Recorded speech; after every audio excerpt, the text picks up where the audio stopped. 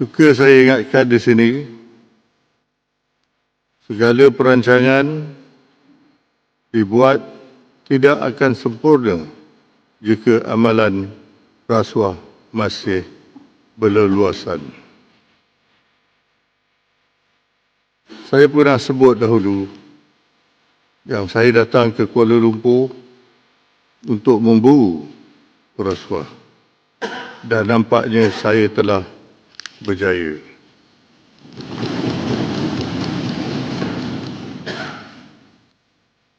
Saya amat kecewa apabila berlakunya kes rasuah dalam Angkatan Tentera Malaysia sampai peringkat tertinggi.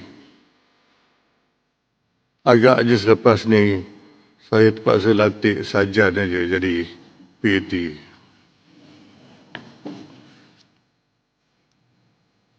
Ini hanyalah sekelumit daripada segunung atau tip of the iceberg.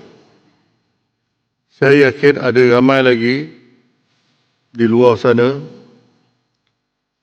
sama ada di Jabatan Kastam, Immigration, Polis dan sebagainya, serta termasuk juga yang berada di dalam Dewan akan terus diburu sampai jumpa.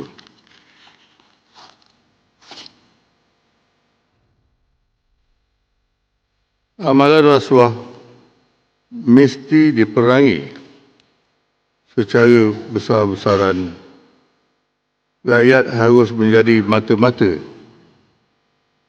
dan melaporkan sebarang bentuk jenayah rasuah.